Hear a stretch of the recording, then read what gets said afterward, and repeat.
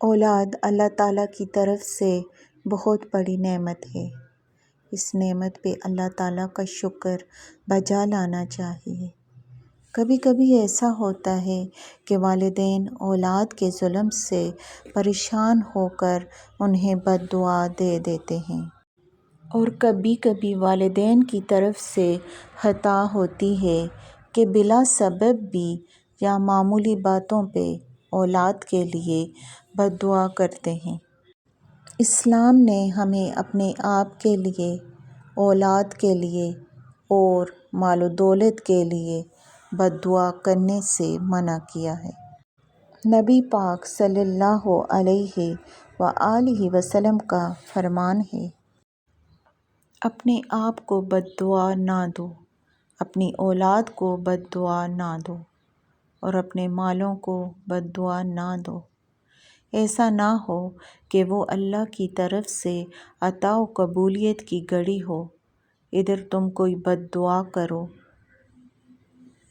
کہ اللہ تعالیٰ اسے تمہارے لیے قبول کر لے۔ اس حدیث اور دیگر نصوص سے پتہ چلتا ہے کہ والدین کی دعا بھی قبول ہوتی ہے اور ان کی بد دعا بھی قبول کر لی جاتی ہے۔ اس لیے جہاں اولاد کو ماں باپ کی بد دعا سے بچنا چاہیے، وہیں والدین کو بھی بد دعا کرنے سے اجتناب کرنا چاہیے۔ ایک حدیث میں نبی پاک صلی اللہ علیہ وآلہ وسلم فرماتے ہیں، ترجمہ: 3 لوگوں کی دعا کی قبولیت میں شک نہیں: ایک مظلوم کی دعا، دوسرے مسافر کی دعا، اور تیسرے والد کی اپنی اولاد کے لیے دعا۔ اس حدیث کو علامہ البانی نے سلسلہ صحیحہ میں حسن قرار دیا ہے۔ امام احمد کے الفاظ ہیں، والد کی اولاد کے لیے بد دعا کرنا، لیکن اللہ کی رحمت دیکھیے کہ وہ غصہ اور تنگی کی حالت میں کی گئی بد دعا کو قبول نہیں کرتا۔ چنانچہ اللہ تعالیٰ کا فرمان ہے، ترجمہ: اور اگر اللہ لوگوں پر جلدی سے نقصان واقع کر دیا کرتا جس طرح وہ فائدے کے لیے جلدی مچاتے ہیں تو ان کا وعدہ کبھی کا پورا ہو چکا ہوتا۔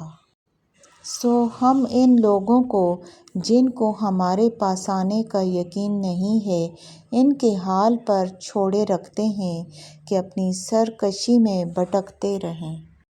اس آیت کے تحت تفسیر احسن البیان میں مذکور ہے کہ اسی طرح جب انسان غصے یا تنگی میں ہوتا ہے تو اپنے لیے اور اپنی اولاد وغیرہ کے لیے بد دعائیں کرتا ہے، جنہیں ہم اس لیے نظر انداز کر دیتے ہیں کہ یہ زبان سے تو ہلاکت مانگ رہا ہے مگر اس کے دل میں ایسا ارادہ نہیں ہے۔ لیکن اگر ہم انسانوں کی بد دعاؤں کے مطابق انہیں فوراً ہلاکت سے دوچار کرنا شروع کر دیں تو پھر جلد ہی یہ لوگ موت اور تباہی سے ہمکنار ہو جایا کریں۔